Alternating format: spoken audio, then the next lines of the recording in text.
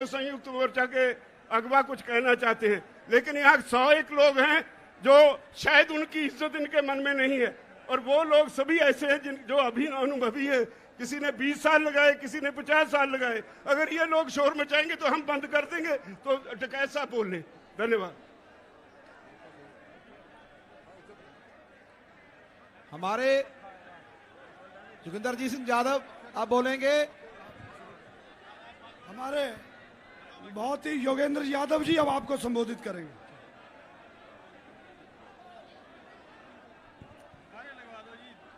इस ऐतिहासिक किसान महापंचायत में आए हुए सभी साथियों, कहते हैं कि 100 सुनार की और 1 लुहार की। पिछले 100 दिन से सरकारी और दरबारी लोग कह रहे थे ये आंदोलन तो ढीला पड़ गया जी, ढीला पड़ गया। 100 सुनार की और आज जवाब दे दिया है 1 लुहार की। हाथ उठा के मेरे साथ बोलो आप सब लोग, जवाब दिया है ना? तो जरा हाथ उठा के बताओ जवाब दे दिया। ये देख लो मीडिया के साथियों, ये देख लो दरबारी और सरकारी लोगों जो कह रहे थे ये आंदोलन ढीला पड़ गया। अरे ये ग्राउंड ही छोटा नहीं पड़ गया, मुजफ्फरपुर शहर छोटा पड़ गया इस रैली के लिए आज तो। अच्छा, जोश की बात हो गई, अब थोड़ी सी होश की बात कर लूं भाई। जब हम अपने अपने घर वापस जाएंगे तो 2-4 बात तो उंगली पे लेके जाएंगे ना, जो बोलेंगे। तो मैं आपके सामने पिछले 5 साल में अजय बिष्ट की इस योगी सरकार ने जो किसान के साथ उत्तर प्रदेश में किया है उसकी चार्जशीट आपके सामने रखना चाहता हूं। 5 साल और 5 पाप इस सरकार के मैं आपके सामने रखना चाहता हूं। अपनी हथेली खोल लो और उंगलियों पे गिनना शुरू कर दो भाई और बहनों। पहली उंगली सबसे छोटी उंगली पे पकड़ लो, अपने हाथ खोल लो और अपनी उंगलियों पे गिनना शुरू कर दो। पहला पाप इस सरकार का कि इसने कर्ज माफी के नाम पे ढोंग किया है उत्तर प्रदेश के किसान के साथ। कर्ज था करोड़ों किसानों का, सरकार ने कहा हम 86 लाख का माफ करेंगे और घोषणा कर दी कि 86 लाख का माफ हो गया। बाद में किसी ने आरटीआई की और पता लगा उसमें से तो आधों का ना हुआ। मतलब ये योगी नहीं ढोंगी है। क्या बोलेंगे साहब? योगी नहीं, योगी नहीं। नंबर 1। अब दूसरी उंगली पकड़ लो भाई। सरकार ने कहा किसान को फसल का दाम मिलेगा। यहां गन्ने के किसान कितने हैं भाई? अपना अपना हाथ खड़ा करियो गन्ने के किसान। अब बताओ, पिछले 4 साल से सरकार ने गन्ने का दाम बढ़ाया है कि नहीं? अरे अच्छे से हाथ उठा के बताओ, बढ़ाया है कि नहीं? नहीं बढ़ाया। अरे वो तो छोड़ दो, पिछला बकाया दे दिया है कि नहीं? उत्तर प्रदेश में 7,295 करोड़ रुपया पिछले सीजन का पड़ा है। 4,800 करोड़ रुपया उससे पहले का बकाया है, हो गए 12,000 करोड़। और बीजेपी ने कहा था कि हम तो किसान को ब्याज भी दिलवाएंगे बकाया पे। 8,700 करोड़ रुपए का ब्याज बन गया 20,000 करोड़ रुपए से ज्यादा। तो ये सरकार किसानों के कर्ज माफी करने की बजाय फसल के दाम की लूट कर रही है। तो योगी नहीं लुटेरा है, योगी नहीं। अरे जम के बोलो, योगी नहीं योगी नहीं। अब तीसरी बात पकड़ लो भाई, तीसरी उंगली। उत्तर प्रदेश सरकार ने कहा था हम दाने दाने की खरीद करेंगे, बोला था ना कि भाई गेहूं की दाने दाने की खरीद होगी, सारी फसलों की हम एक एक दाना खरीद करेंगे। पता है कितनी खरीद की? गेहूं की 18%, यानी कि 6 बोरियों में से उत्तर प्रदेश में 6 बोरी गेहूं पैदा होता है तो सरकार ने 1 बोरी खरीद की है। सरसों की 1%, 100 बोरी में से 1 बोरी, और चने की 0, मूंग की 0, मसूर की 0, सोयाबीन 0, मक्का 0। ये सरकार खरीद नहीं करती, सिर्फ जुमलेबाज है।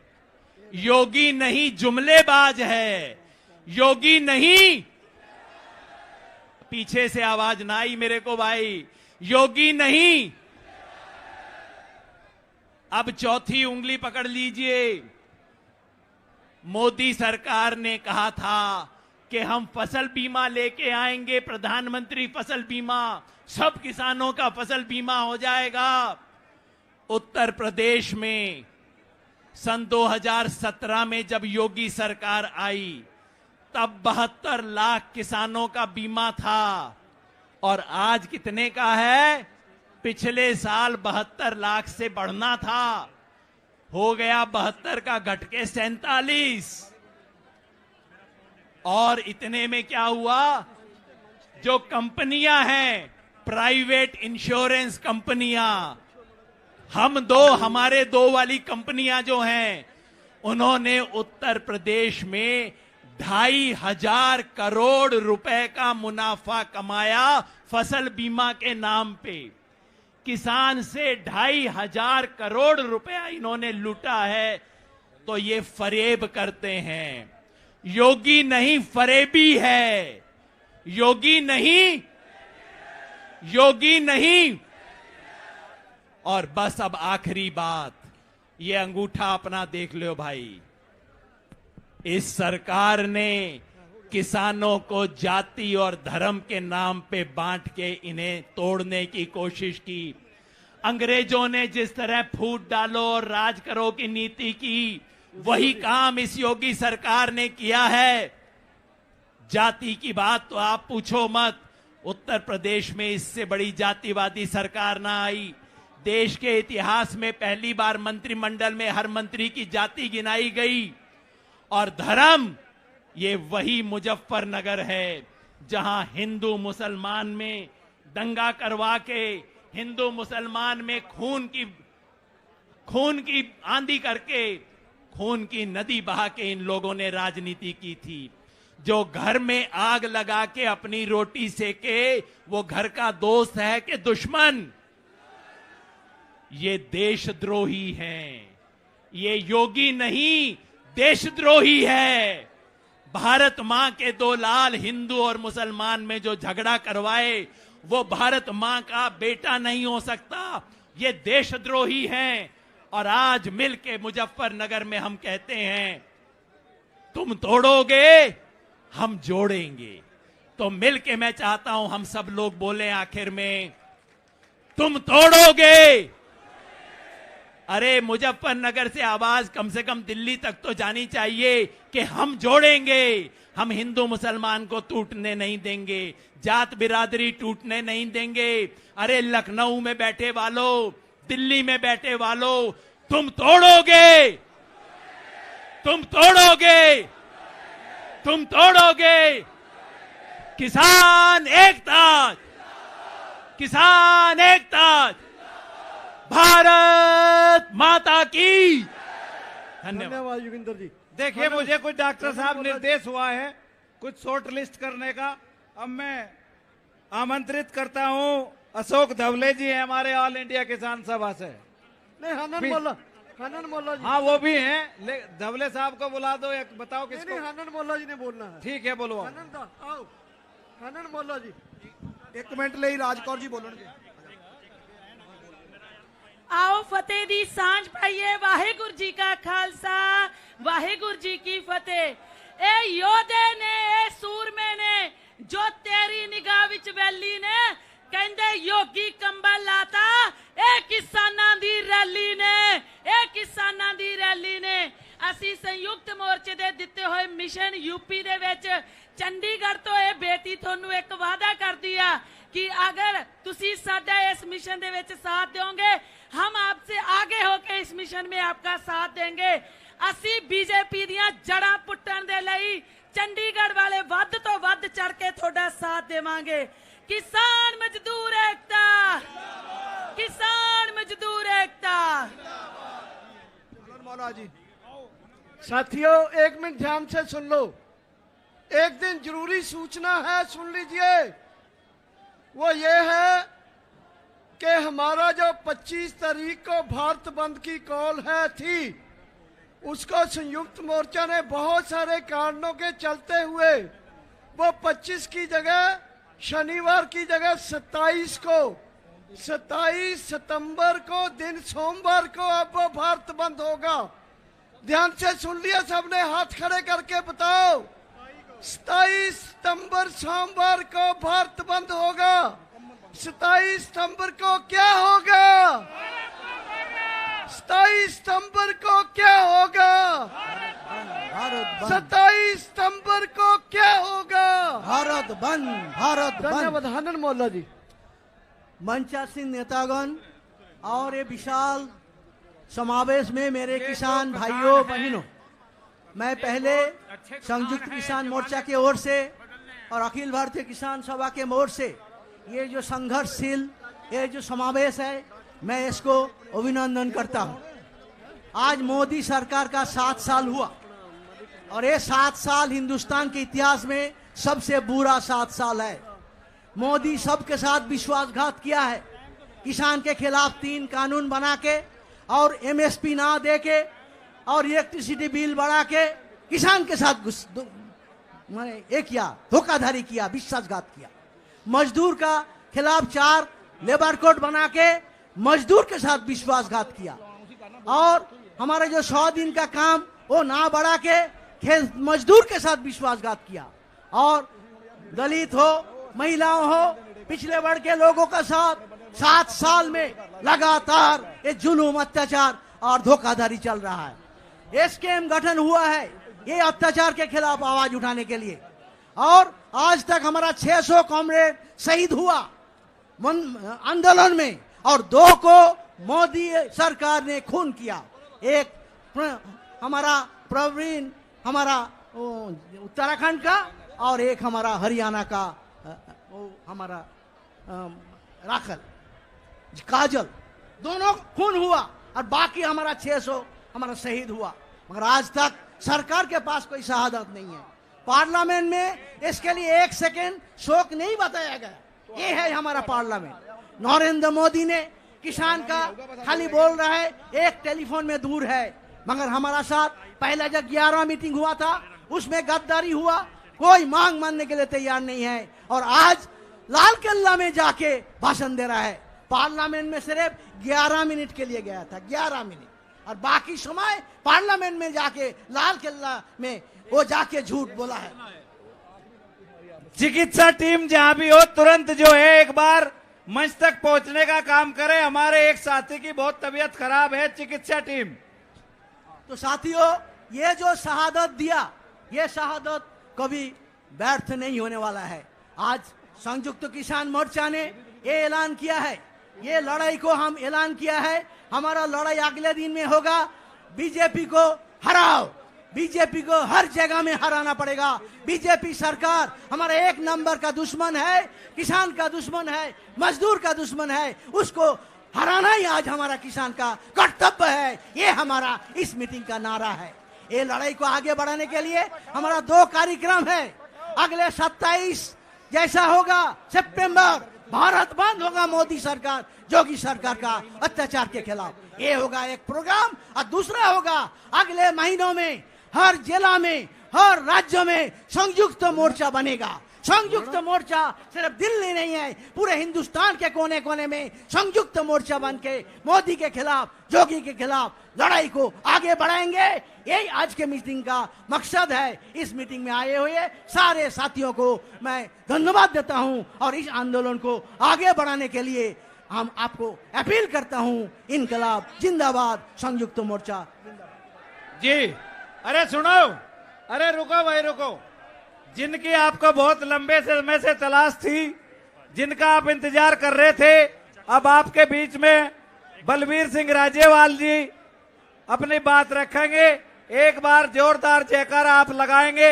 वाहेगुरु जी का खालसा, वाहेगुरु जी की फतेह। जो बोले सो निहाल, सत श्री अकाल। वाहेगुरु जी का खालसा, वाहेगुरु जी की फतेह। मैं आमंत्रित करता हूं हमारे आदरणीय बलबीर सिंह राजेवाल जी को, वे आए और आपको भीड़ सुनना चाहती है।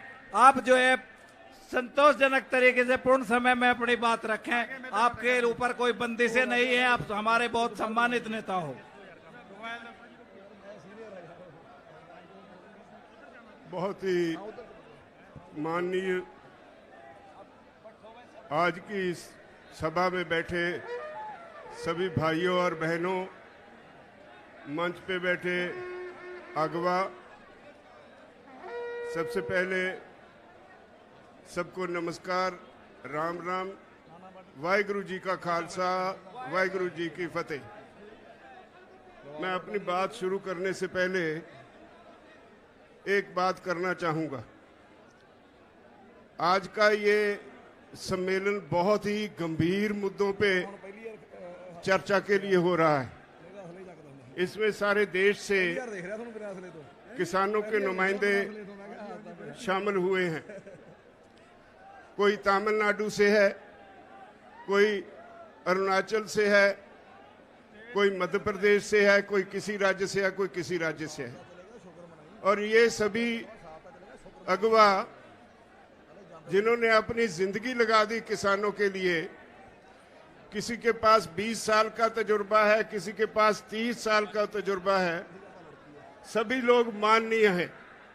लेकिन मुझे अब आज यहाँ जो 100 के करीब नौजवान खड़े हैं, उन्होंने बहुत आहत किया है और उनके शोर की वजह से आप सभी लोगों की बात नहीं सुन पाए।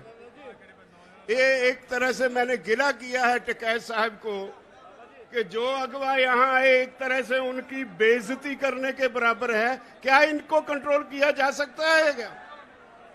हम लोग देखो भाइयों, जिस काम के लिए आया पहले वो सुनो आप। ये लगाई और उनको ये लोग हो करके डिस्टर्ब करते रहे। क्या यही रैली का हिस्सा है? बाकी सारी रैली हिस्सा नहीं है? भाइयों, ये नहीं करना चाहिए। कोई तमिलनाडु से चल के आया है, वो आपका हिस्सा है, आपको उसका सम्मान करना चाहिए। अलग बात है कि लैंग्वेज प्रॉब्लम है, आप ठीक से उनको समझ नहीं पाए, लेकिन हूटिंग करना भी कोई अच्छी बात नहीं है। हम एक क्लास है, अलग क्लास है बाकी लोगों से। अरे ये कौन है भाई? क्या बदतमीजी है ये? ए भाई, मतलब तुम ही लोग हो गए क्या जो यहाँ 15-20 लाख आदमी आ रहे हैं, तुम बदतमीजी करोगे? और नीचे बैठ, बैठो नीचे। मतलब क्या बदतमीजी है भाई ये? मतलब कौन लोग हैं ये?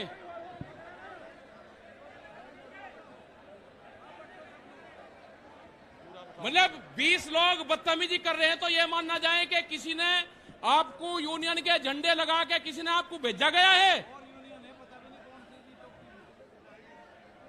ये कैमरे बंद करा इनसे पीछे। अरे ये क्या कर रहे हैं ये? इन्हें देखो, ये भी सब लोग बैठ जाओ भाई, सब लोग बैठ जाओ, आप लोग भी भाई। मतलब जो पंजाब से लोग आए, हरियाणा से लोग आए, दिल्ली में आंदोलन चल रहा है, आप उनकी बात नहीं सुनोगे? मतलब आपको शर्म नहीं लग रही कि राज्यपाल जी जैसे लीडर जिन्होंने 50 साल आंदोलन करा और वे आपको कह रहे हैं अरे मुजफ्फरनगर ने जितना सहयोग करा है भाई, आप लोगों को भी जिम्मेदारी है। आप बैठो भाई, सब लोग बैठो यहां से, प्यार से बैठो भाई, आप लोग सब बैठ जाओ। मतलब शर्म आनी चाहिए भाई। जिनके हाथों में आपने कमान दे रखी उन्हों की बात तो सुन लो, जो आपके लिए लड़ रहे हैं। एक मिनट, ये पूनम और होगी, इनको पीछे बैठाओ सबको अंदर। ये जो बैठे हैं इनको आप पीछे बैठा दो, जितनी जो लेडीज है ये आप बैठो पीछे बैठ दो एक बार। हाँ, यहाँ बैठ लो आप। पूनम पंडित भी हैं, ये भी पीछे बैठो इनसे, आप लोग उन्हें भी हटाओ। और ये स्टेज के लोग भी नीचे बैठो। ये मतलब देखो, कोई लोग यहाँ पे बदतमीजी करने आ रहे हैं, वे फिर टीवी के माध्यम से बताएंगे हमारे साथ में न्यूसेंस हुई। उन्हीं के लोग न्यूसेंस करने वाले हैं, इस आंदोलन को बदनाम करने वाले हैं, उनसे बच कर रहना आप लोग। और ये जो यहाँ पे 50 लोगों का झुंड है, इन्हें मैं गिरवा कर फिर इनकी तलाश लूंगा आप कौन सी विचारधारा से हो। ये जो 50 लोग हैं ये कौन सी विचारधारा से हैं, मैं इनकी जानकारी करूंगा फिर यंका यहीं। अगर आप खड़े हो गए, आपको यंके यहीं घेर के मैं तलाशी ले लूंगा आपकी, आप हो कौन। आप शांति से बैठे रहे, बदतमीजी मत करो यहाँ पे।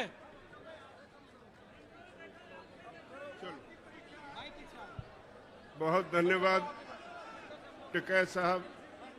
ऐसा नहीं कि हम आप सभी से नाराज हैं, आप हमारा हिस्सा है, हमारे भाई हैं, हमारी बहनें हैं।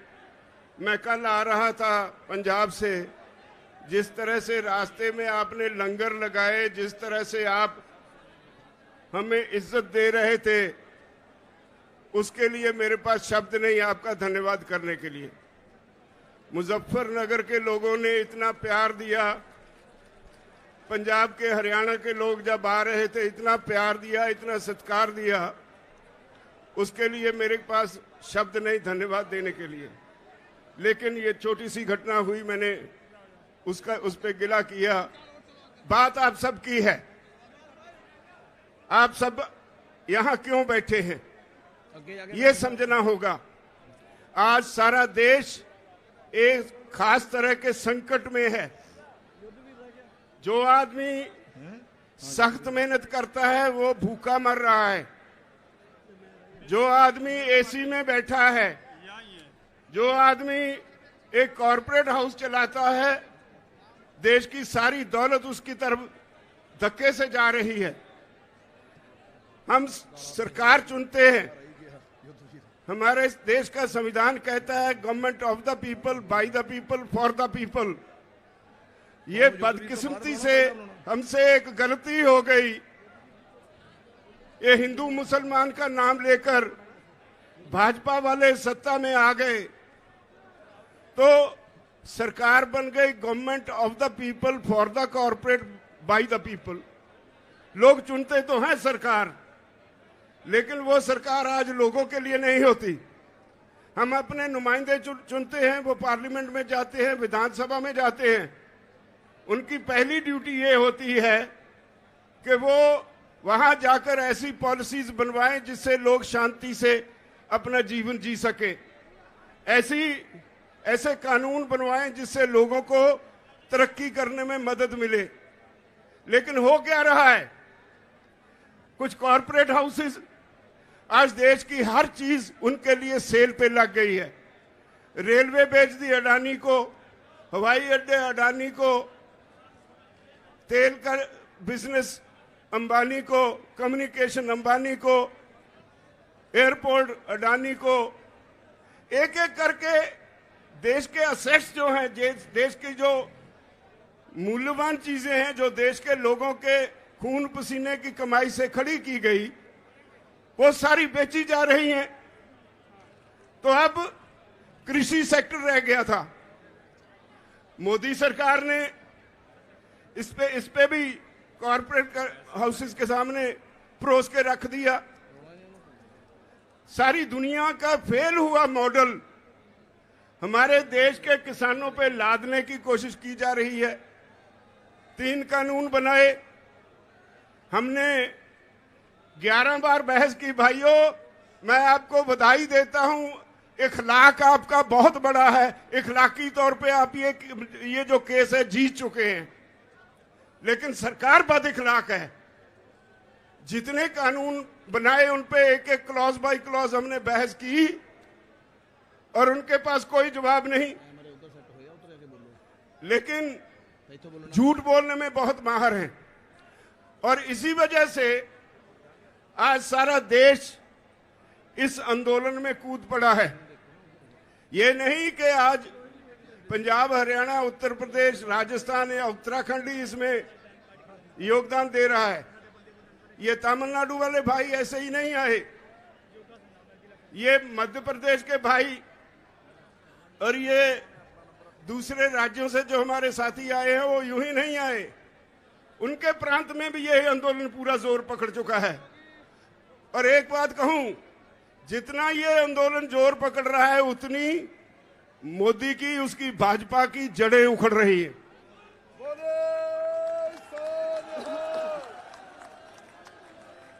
हमने बंगाल के चुनाव के वक्त कहा था कि हमारा काम नहीं है ये, अगर सरकार को वोट की राजनीति से बिना कोई बात समझ में नहीं आती तो हम वोट पे चोट करेंगे।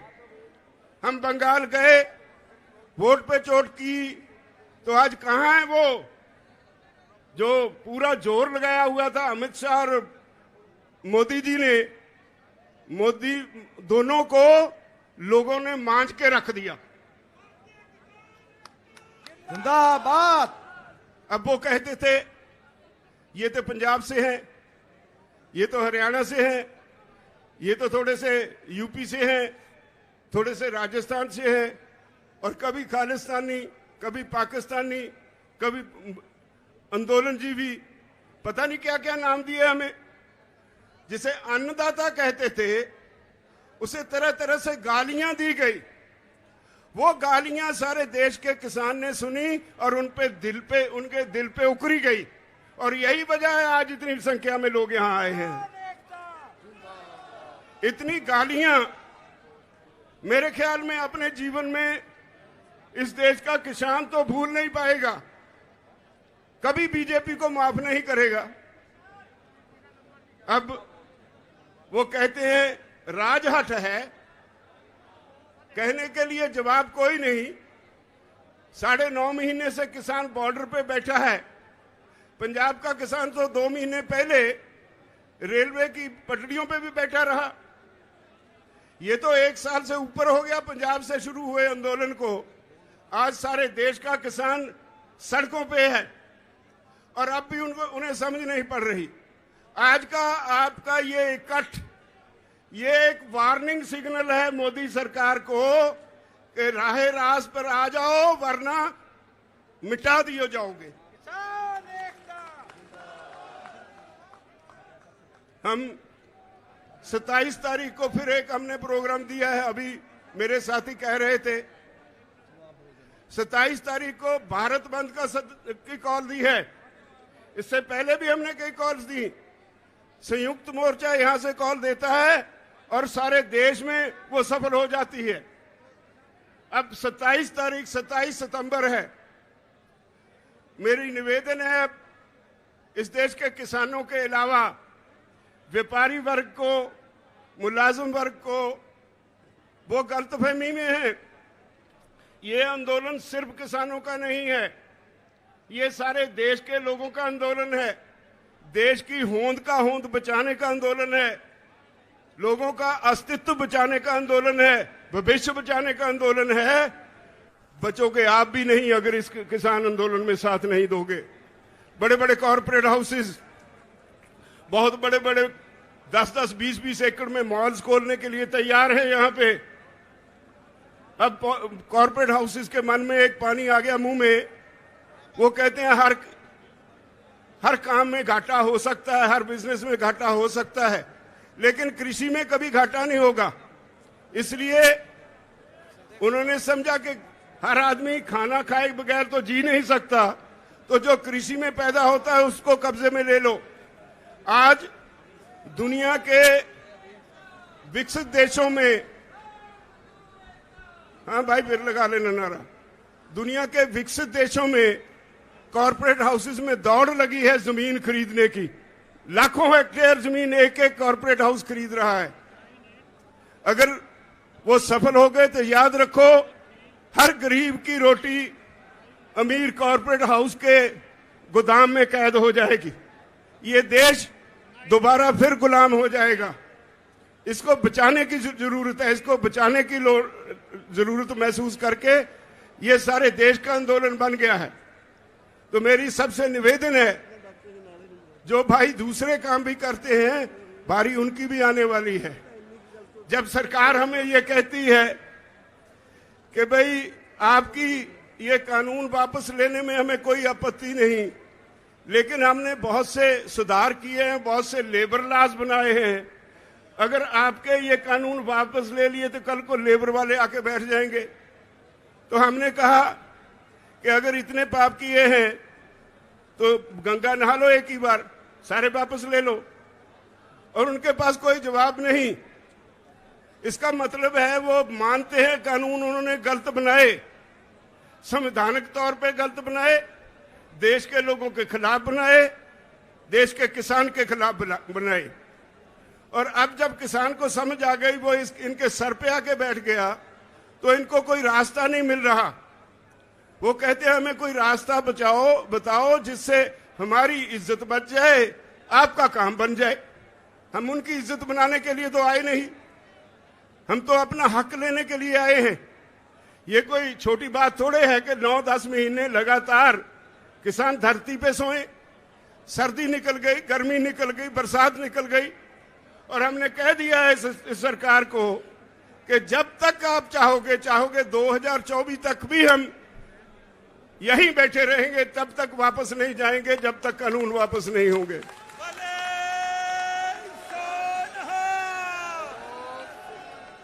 मुजफ्फरनगर की ये रैली, भाइयों, आपकी आज की ये रैली सारी दुनिया इसको देख रही है।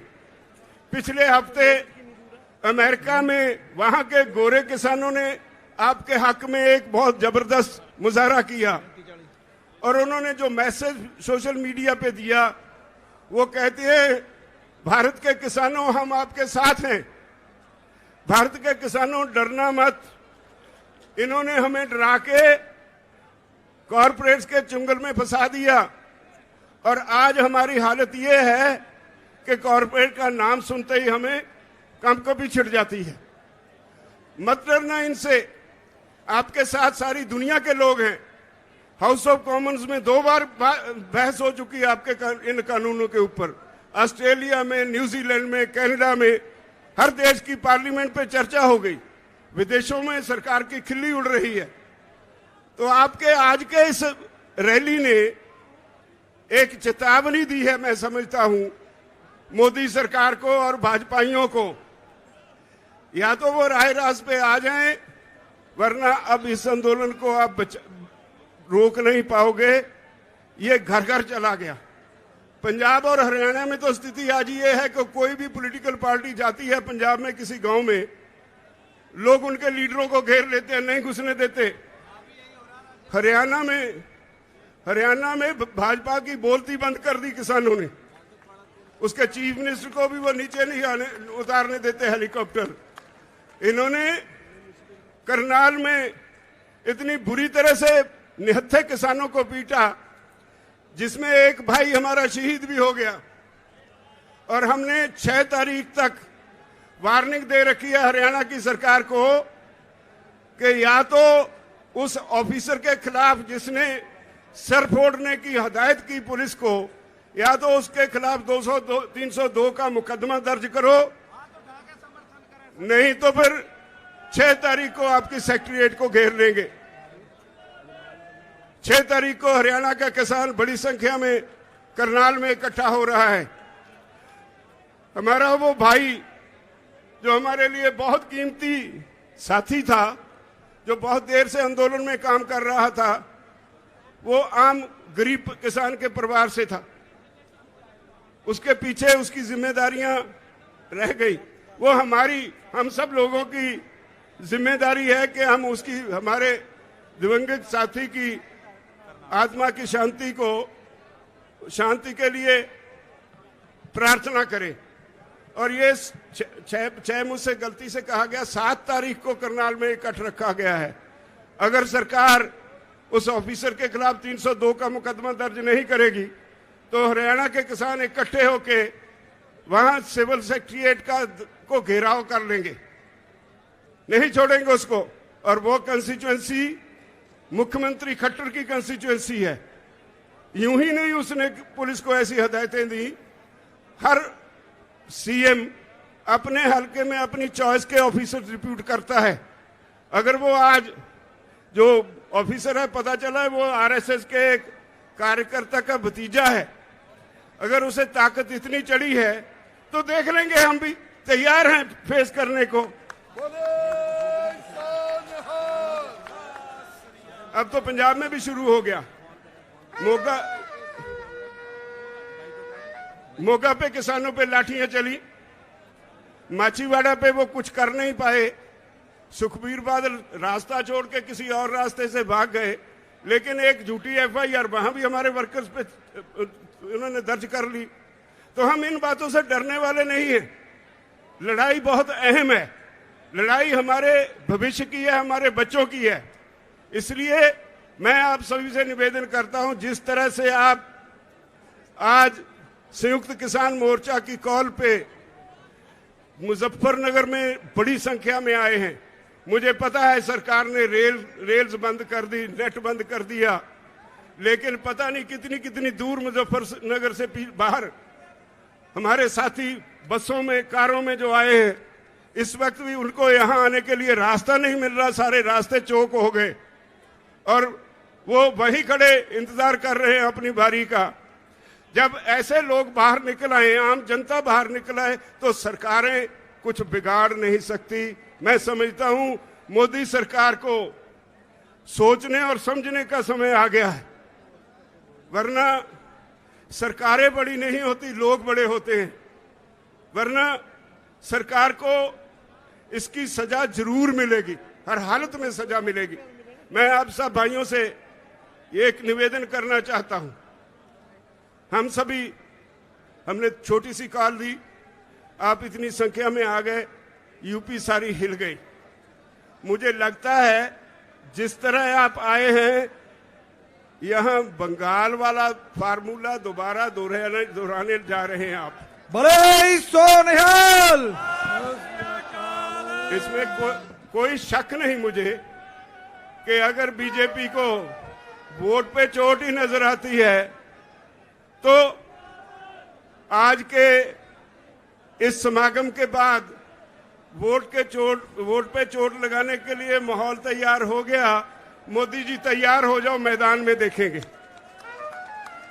अब तो आप सभी को बहुत बहुत धन्यवाद और आप सभी से आखिर में फिर एक बार विनती, आज की रैली के बाद सो नहीं जाना, बहुत बड़ी जिम्मेदारी आपके ऊपर छोड़ के चले हैं।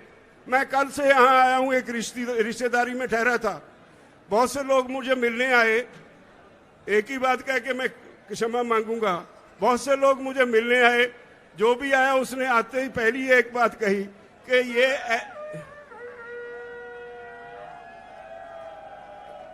हर एक ने एक ही बात कही कि ये ग्राउंड ऐसी ग्राउंड है, जब मुजफ्फरनगर में इस ग्राउंड में रैली होती है और ये ग्राउंड भर जाए, इसका मतलब होता है यहाँ की सरकार गई।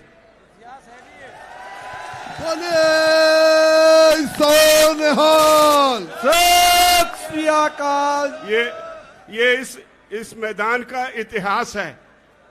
अगर यही इतिहास है तो भगवान करे जल्दी ये हमें सफलता मिले और उसको छुट्टी मिले। वो जो आजकल परेशान हैं तो उनको छुट्टी मिले इस काम से, वो अपने घर में मंदिरों में पूजा पाठ करें।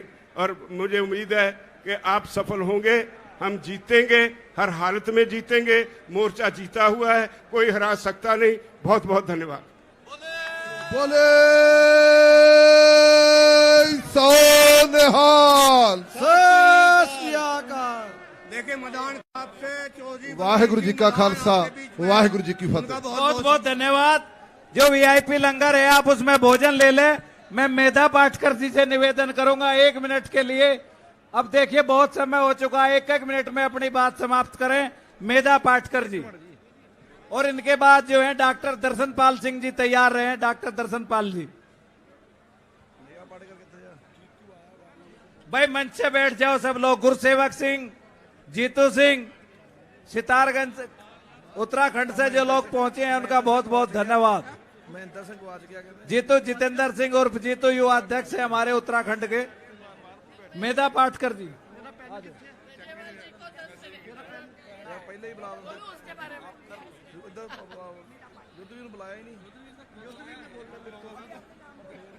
साथियों, आज इस मुजफ्फरनगर की धरती पे और उत्तर प्रदेश जैसे देश की राजनीति में सबसे ज्यादा प्रभाव डालने वाले राज्य में ये जन सैलाब एक बहुत बड़ा संदेश दे रहा है।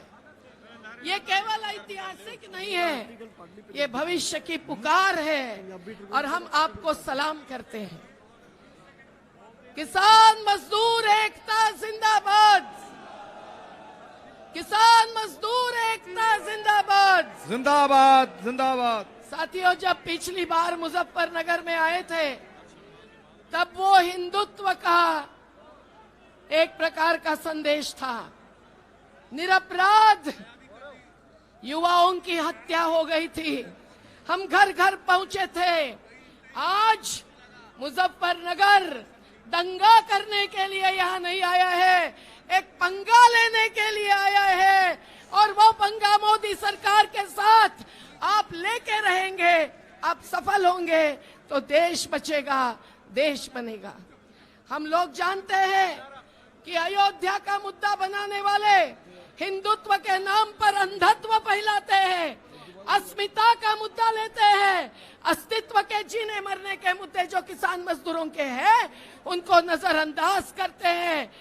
तो आज हम लोगों को ये कहना चाहिए कि अयोध्या में भी बहुत सारे मंदिरों की जमीन नवाबों ने दी है। झंडू के फूल मुसलमान खेतिहरों से आते हैं और गमछे भी मुस्लिम बुनकर बुनते हैं।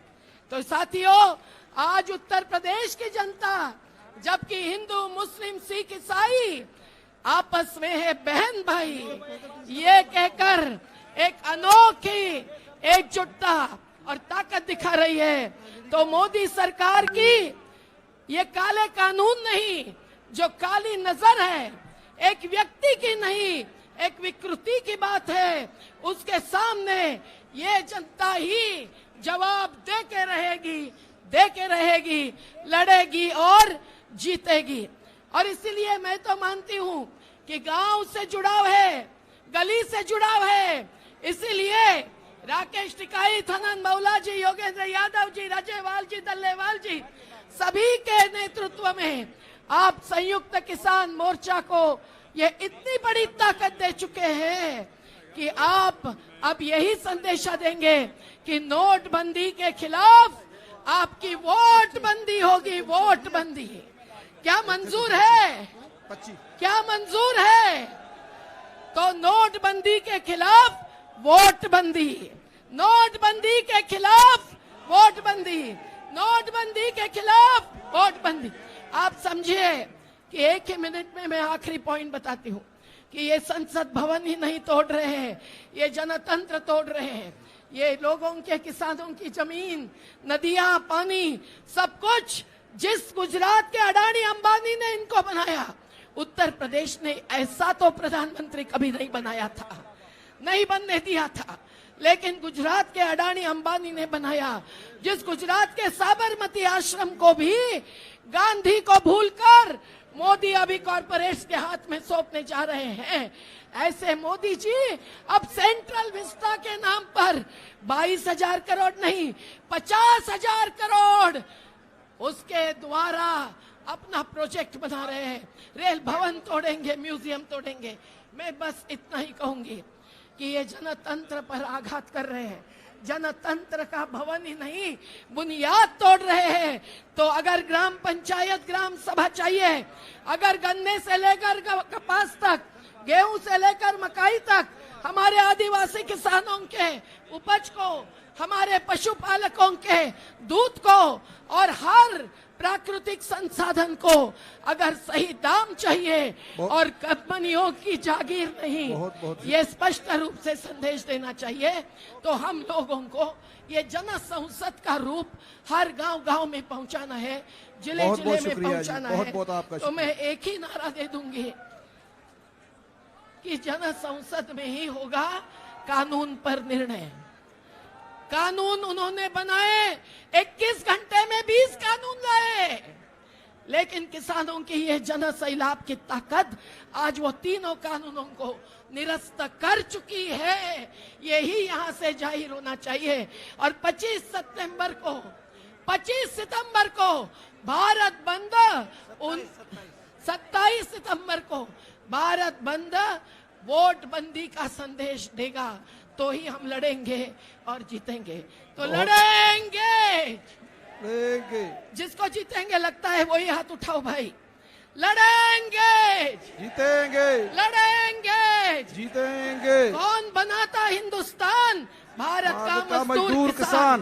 कौन बनाता हिंदुस्तान? भारत का मजदूर किसान। हमारी महिला शक्ति यहाँ बिखरी हुई है।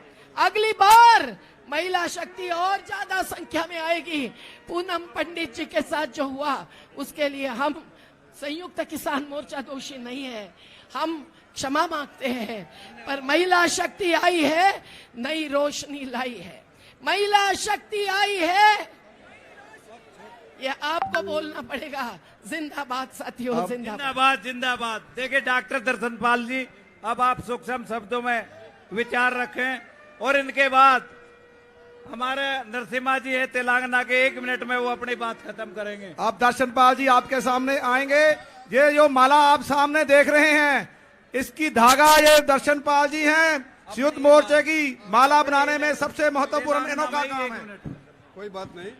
यूपी के मुजफ्फरनगर में मेरे किसान भाइयों बहनों, आपको याद है आज से कोई 165-66 साल पहले, यार 1 मिनट चुप कर जो इधर, 165-66 साल पहले आपके मुजफ्फरनगर से 40-50 किलोमीटर दूर एक मेरठ शहर है। मेरठ शहर में 8 अप्रैल को एक बगावत शुरू हुई थी।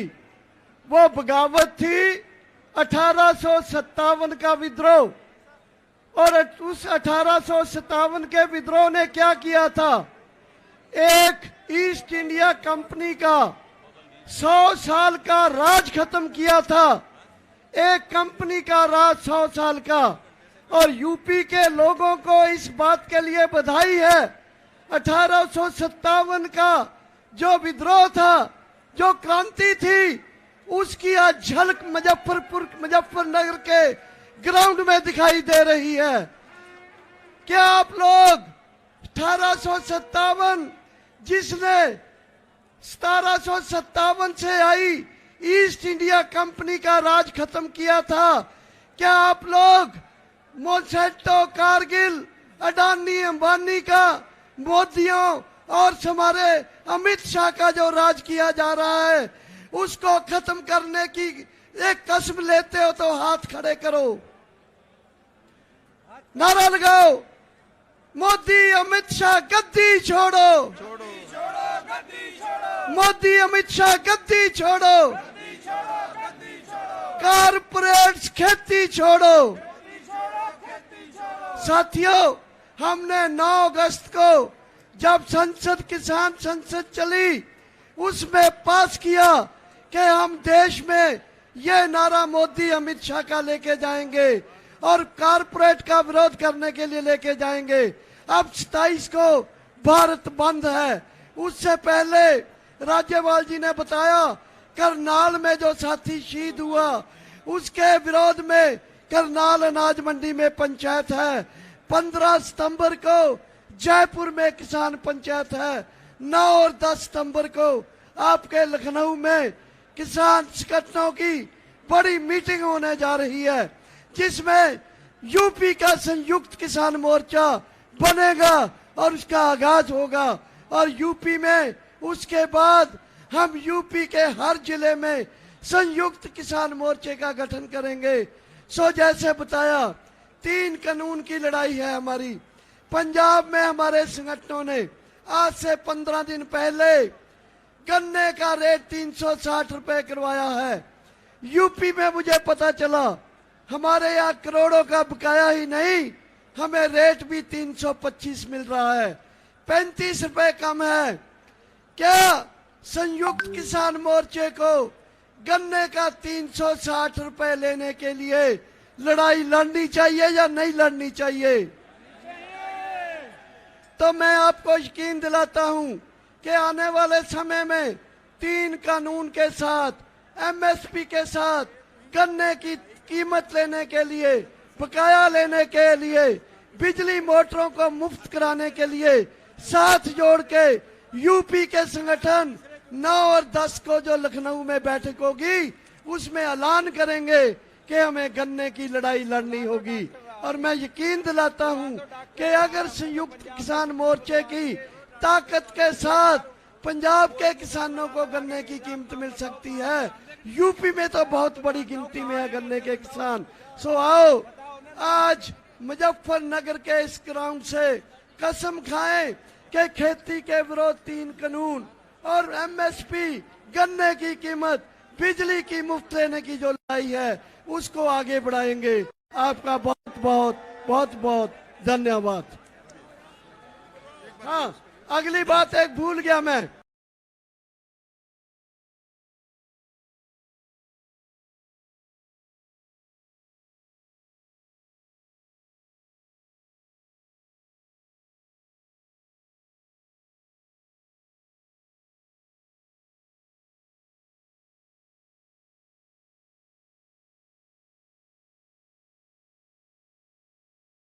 पंजाब के संगठनों ने तय किया है